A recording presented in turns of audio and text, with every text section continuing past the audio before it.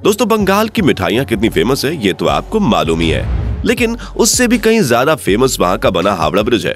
जी हाँ, जब बात भारत के सबसे बेहतरीन इंजीनियरिंग के नमूनों की जाती है तो उसमें हावड़ा ब्रिज का नाम ना आए ऐसा हो ही नहीं सकता। अब हावड़ा ब्रिज की लोकप्रियता के बारे में तो हर किसी को मालूम है, लेकिन ये इतना ज्यादा फेमस क्यों है इसके बारे में शायद ही किसी को पता होगा।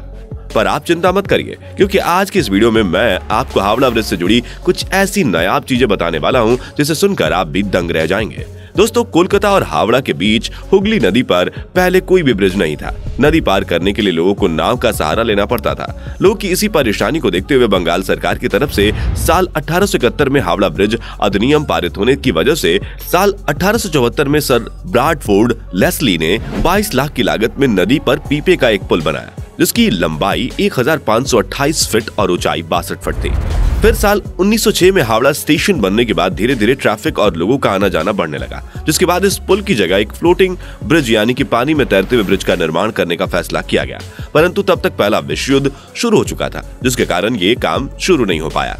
युद्ध पूरा होने के बाद साल 1922 में न्यू हावड़ा ब्रिज कमीशन का गठन किया गया और उसके कुछ ही साल बाद इसके लिए टेंडर भी जारी किया गया। जर्मनी की एक फर्म ने सबसे कम पैसे का टेंडर भरा, लेकिन जर्मनी और ब्रिटेन के आपसी संबंधों में भारी तनाव रहने की वजह से जर्मनी की इस कंपनी को ब्रिज बनाने का ठेका नहीं दिया गया, जिसके बाद यह काम Braithwaite Burn and Jessop construction company limited को सौंपा गया और फिर इस नया ब्रिज को बनाने का काम शुरू हुआ, जिसमें कुल 26,500 टन स्टील का इस्तेमाल किया गया था।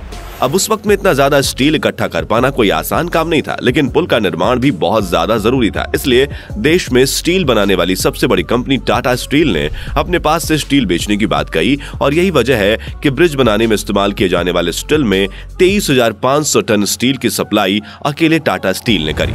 ये सारा काम होने के बाद हावड़ा ब्रिज की डिजाइन तैयार की गई, क्योंकि अंग्रेज की एक शर्त थी कि ब्रिज चाहे जैसा भी बने, लेकिन ब्रिज के नीचे कोई पिलर नहीं होना चाहिए, ताकि ब्रिज के नीचे से निकलने वाले जहाजों को कोई तकलीफ ना हो। इसलिए जब हावड़ा ब्रिज की डिजाइन को तैयार किया गया तो उसमें सिर्फ 4 खंभे बनाने की बात हुई, जो दोनों सिरों पर लगने वाले थे, जिसका सीधा सा मतलब ये था कि पुल के बीचों बीच कोई खंभा नहीं होगा और न ही पुल को तारों से लटकाया गया है। पूरा ब्रिज महज नदी के 2 किनारों पर बने 280 फीट ऊंचे पायों पर टिका हुआ है। इसके दोनों पायों के बीच की दूरी 1500 फीट है और बीच में कहीं भी कोई पाया नहीं है, जो अपने आप में बहुत ही अविश्वसनीय है कि कैसे बिना खंभे के पुल सीधा खड़ा है। इसके अलावा एक और हैरान करने वाली बात यह है कि पुल के निर्माण में स्टील की प्लेटों को जोड़ने के लिए नट बोल्ट की बजाय धातु से बनी कीलो यानी कि रिवेट्स का इस्तेमाल किया गया है। इन सारी चीजों के बाद जब पुल बनकर तैयार हुआ, यह दुनिया का तीसरा अपनी तरह का सबसे लंबा ब्रिज बना। पर क्या आपको मालूम है कि हावड़ा ब्रिज दुनिया का एकमात्र ऐसा ब्रिज है जिसका आज तक उद्घाटन नहीं हो पाया है। असल में जब ये ब्रिज बनकर तैयार हुआ तो उस समय दूसरा विश्व युद्ध जोर पकड़ रहा था, इसलिए यह तय किया गया कि हावड़ा ब्रिज के उद्घाटन पर कोई शोर शराबा और धूमधाम नहीं होगी।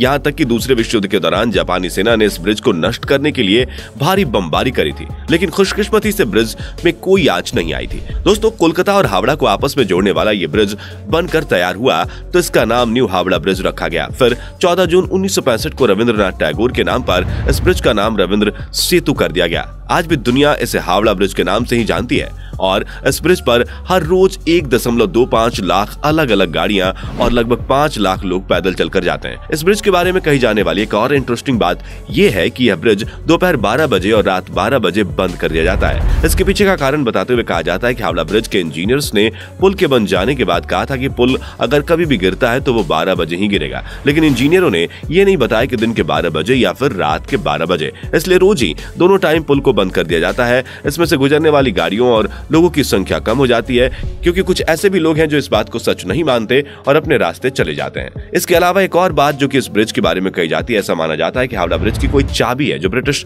कंपनी ने भारत को नहीं दी। अब ये चाबी क्या करती थी, इसे सुनने के बाद आपका दिमाग भी घूम जाएगा। असल में कहा जाता है कि पुराने जमाने में इस चाबी से ब्रिज को बड़े समुद्री जहाजों के लिए 2 भागों में खोल दिया जाता था, यानी कि अगर उस चाबी को ब्रिज गेट कहा जाए तो गलत नहीं होगा। पर इस बात की अभी तक कोई आधिकारिक पुष्टि नहीं हुई है ये बात सच है या फिर झूठ, क्योंकि अगर हालिया स्थिति के बारे में बात करें तो इंजीनियरों का कहना है कि हावड़ा ब्रिज के खंभों में अब जंग लगने लगा है, जिसकी सबसे बड़ी वजह है पान। जी हाँ, इस ब्रिज से रोजाना लोग पान चबाते हुए गुजरते हैं और पान को थूकते हुए यहाँ से निकल जाते हैं। इंजीनियर्स का कहना है कि जिन खंभों पर यह पुल टिका है उनमें से कुछ के आधार की मोटाई पिछले कई सालों में आधी रह गई है। अब इस बात से आप अंदाजा लगा सकते हैं कि पिछले कुछ सालों में पान खाने वाले लोगों की वजह से इतना शानदार पुल अपने आप को खो रहा है। इसके अलावा 20 साल 2005 में नदी से गुजरता हुआ एक कार्गो शिप इस पुल के बीच फंस जाने के कारण इस पुल को कुछ हद तक नुकसान देखने को मिला।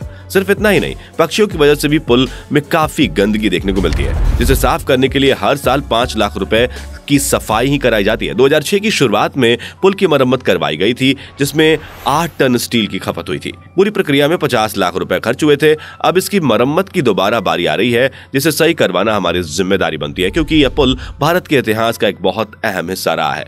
जिसके बारे में आप क्या कहना चाहेंगे, कमेंट में जरूर बताएं। और इस तरह की वीडियोस को देखते रहने के लिए चैनल को लाइक, शेयर और सब्सक्राइब करना भी ना भूलें। धन्यवाद। दोस्तों, आपको स्क्रीन पर 2 और वीडियोस दिखाई दे रही हैं, जिसे देखने के लिए स्क्रीन पर क्लिक करें।